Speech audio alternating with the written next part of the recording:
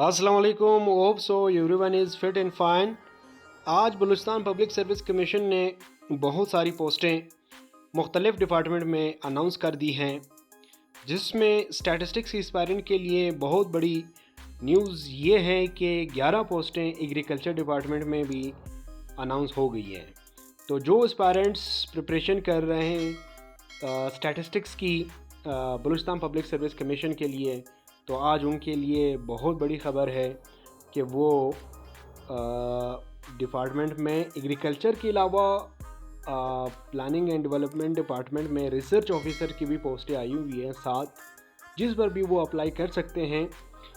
लेकिन वो जो है स्टैटिस्टिक्स के ऊपर बेस्ड नहीं होंगी, लेकिन जो एग्रीकल्चर डिपार्टमेंट में पोस्टें आई हुई हैं that is just for the students of statistics जिनकी मास्टर्स क्वालिफ़िकेशन है 16 ईयर एजुकेशन सेकेंड डिवीज़न में उन्होंने पास किया है। तो उनके लिए आज जो है commission Balochistan public service commission ने 11 पोस्ट जो हैं वो अनाउंस कर दी है, तो जिसमें सारे डिवीज़न्स जोन जो हैं वो शामिल हैं।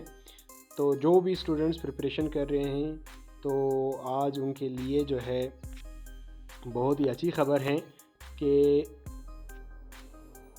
प्लानिंग एंड डेवलपमेंट डिपार्टमेंट के साथ साथ एग्रीकल्चर डिपार्टमेंट में 11 पोस्टें जो हैं वो अनाउंस हो गई है। अब यहाँ से आप देखें, दो पोस्टें जो हैं वो मेरिट के ऊपर हैं। कल्लात जोन के लिए 2 पोस्ट हैं, योब जोन के लिए 1 पोस्ट है, नसीराबाद जोन के लिए 1 पोस्ट है, मकरान, कोयटा, सिब्बी, कोयटा सिटी के लिए एक पोस्ट इसमें शामिल है।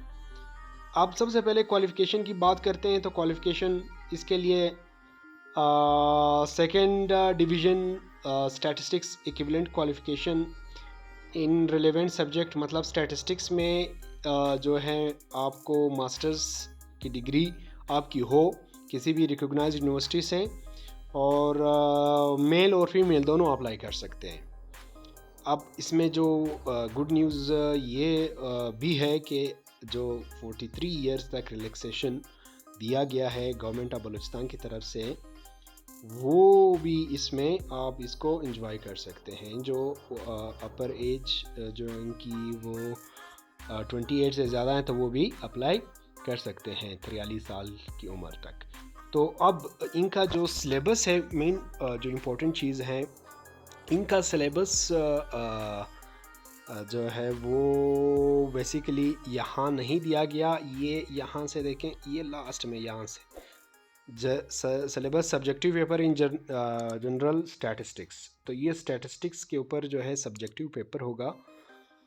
तो अब जो सिलेबस है स्टूडेंट्स यही पूछ रहे हैं, जो एस्पायरेंट्स हैं स्टैटिस्टिक्स के जो एस्पायरेंट्स हैं वो पूछ रहे हैं कि इनका सिलेबस क्या होगा।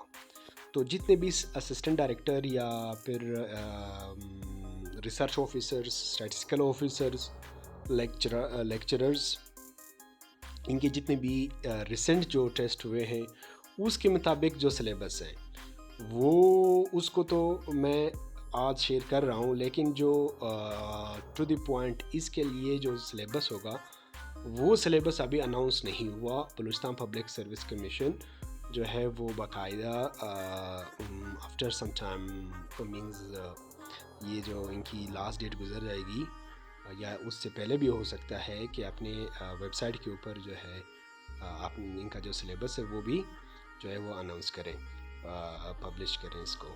तो अब इनका जो सिलेबस है उसको थोड़ा सा देखते हैं कि इसके सिलेबस में क्या चीज़ है। इससे पहले एक और चीज़ देखते हैं कि जो प्लानिंग एंड डेवलपमेंट डिपार्टमेंट है, इसमें रिसर्च ऑफिसर की 7 पोस्ट आई हुई है। इसमें भी योब जोन, कल्लात और मेरिट के ऊपर मकरान, कोयटा सिटी, सिब्बी और कोयटा जोन है, एक सिटी है, सबके लिए दोनों के लिए एक पोस्ट।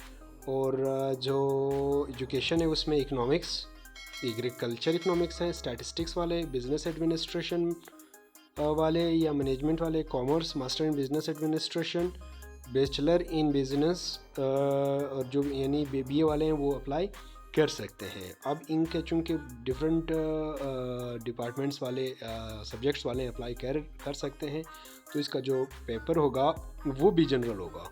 आई मीन इसमें जो है जनरल नॉलेज है और करंट अफेयर शामिल होगा, तो इसमें भी दोनों मेल और फीमेल जो हैं वो अप्लाई कर सकते हैं। तो आप इसके लिए भी प्रिपरेशन करें, और तो आप इसके लिए भी जो हैं सारे अप्लाई करें, क्योंकि इसमें जितने भी डिफरेंट डिपार्टमेंट के स्टूडेंट हैं वो कोई भी एक्सपर्ट नहीं है किसी भी सब्जेक्ट जो है, सबके लिए जो है ये सेम होगा।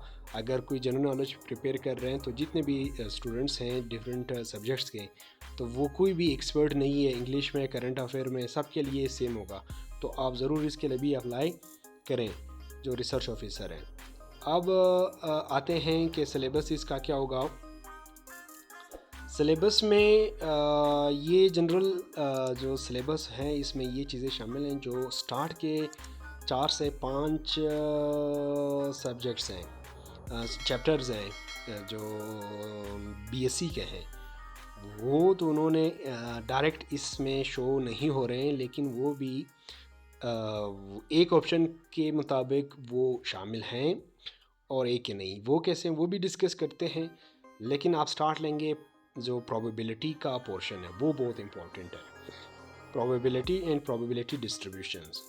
अब ये इसमें प्रोबेबिलिटी के जहाँ से 6 चैप्टर्स से स्टार्ट हो के ऑनवर्ड्स जितने भी प्रोबेबिलिटी के चैप्टर्स हैं वो, और फिर जो डिस्क्रीट प्रोबेबिलिटी डिस्ट्रीब्यूशंस हैं या फिर कंटिन्यूस हैं वो भी शामिल हैं। तो जितने भी प्रोबेबिलिटी का पोर्शन है वो आपने कवर करना है। उसके बाद सैम्पलिंग टेक्निक्स हैं। सैम्पलिंग टेक्निक्स इसमें सारी आ जाती हैं जो आपके 4th ईयर का जो बीएससी के स्टार्ट के जो चैप्टर्स हैं उसमें सैम्पलिंग जो है वो आपने, या फिर जो अगर आप मास्टर्स में डिस्कस कर चुके जो है वो स्टडी कर चुके हैं तो वो भी शामिल हैं। जितनी आप अच्छे से प्रिपरेशन करेंगे डिफरेंट ऑनलाइन साइट्स को जो है वो आप प्रिपरेशन करें। एक चीज़ मैं आपको बता दूं कि जो थ्योरेटिकल पोर्शन है, अब जो पेपर होता है उसमें आपका तकरीबन 50% जो है वो थ्योरी के ऊपर बेस्ड करता है और 50% न्यूमेरिकल होता है। तो जिन स्टूडेंट्स के जो थ्योरेटिकल पार्ट है उसके ऊपर जो है उनकी गिरफ्त है, कमांड है, दे कैन डू बेटर, उनकी परफॉर्मेंस जो है वो बेटर होगी। अब स्टूडेंट्स गलती क्या करते हैं कि न्यूमेरिकल जो पोर्शन है उस पर सारा टाइम ज़ाया कर देते हैं, और जो इम्पोर्टेंट है जब आपने पेपर लिखना है, आपकी कंपटीशन बलूचिस्तान की थ्रू आउट लड़कों और मींस मेल फीमेल के साथ आपकी जो कंपटीशन है वो है, तो आपने इस चीज़ को माइंड में रखना है कि ये कोई यूनियन काउंसिल के ऊपर जो है पोस्टें नहीं है, ये डिविजन्स के ऊपर पोस्टें हैं और एक एक पोस्ट है। तो स्टूडेंट्स आजकल कंपटीशन जो है वो बहुत ज़्यादा है। कोई भी सब्जेक्ट हो आप उसको लाइट नहीं ले सकते, कोई भी जोन हो तो उसमें आपको प्रिपरेशन अच्छे से करनी है। तो आप यूनिक होंगे तो कमीशन वाले आपको पास करेंगे। अगर आपका जो रिटर्न पेपर होगा वो यूनिक नहीं है, so they will not consider you, keep this in mind. अब आपका पेपर यूनिक कब होगा? जब आप बहुत सारे जो है उनको कंसल्ट करेंगे सोर्सेज को। उसमें सबसे इम्पोर्टेंट जो है वो इंटरनेट से अगर आप एग्जांपल आपके माइंड में बिठा लेते हैं, और थ्योरी के न्यूमेरिकल मेरे ख्याल से सबके प्रिपेयर होते हैं।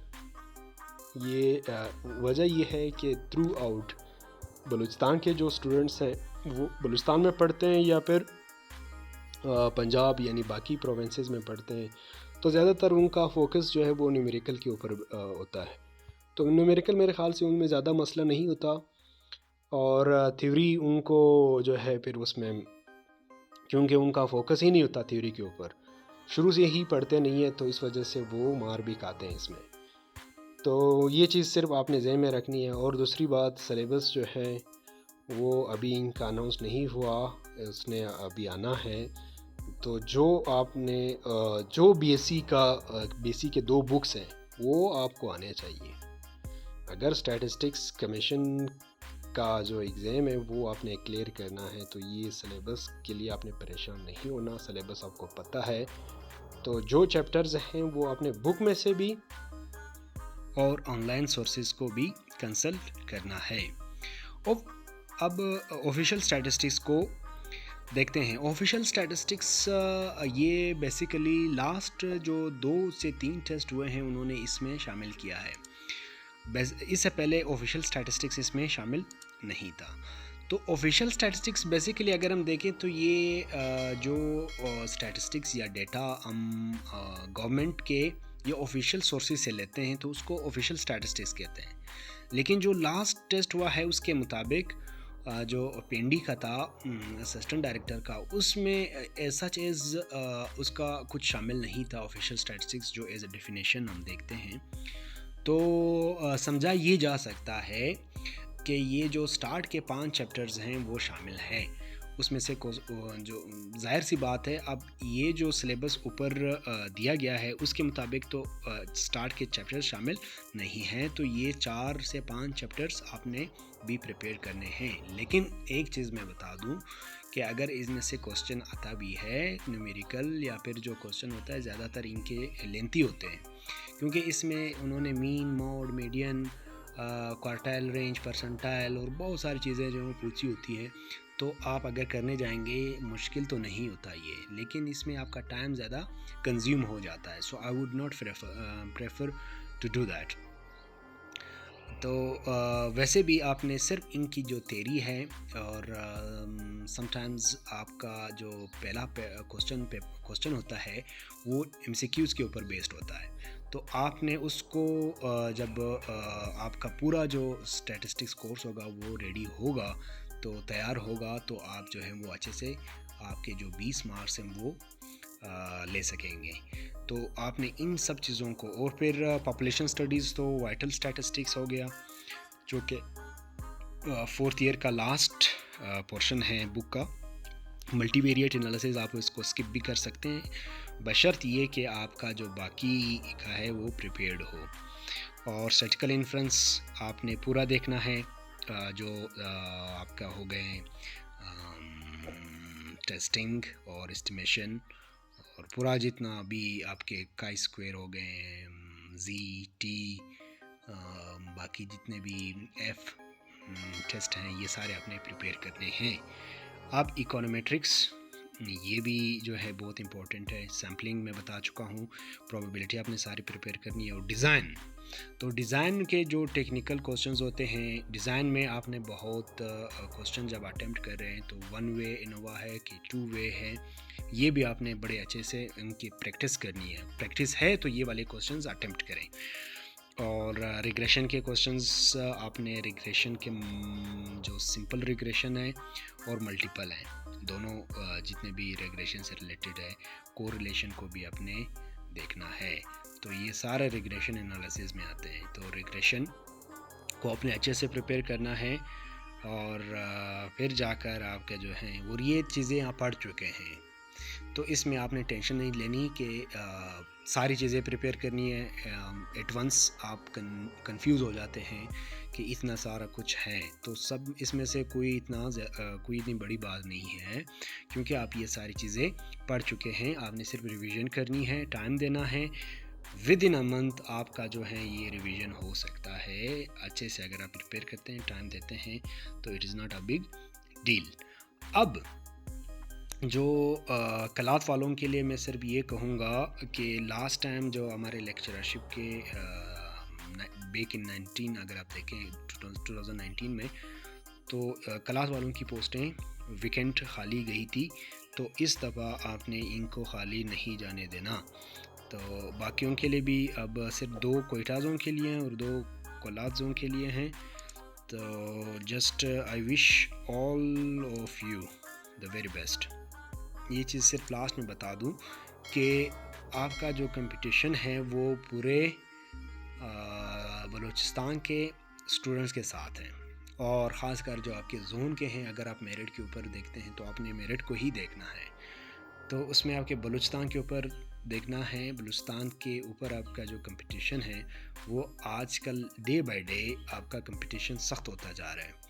तो आपने ये चीज़ सिर्फ ज़हन में बिठानी है।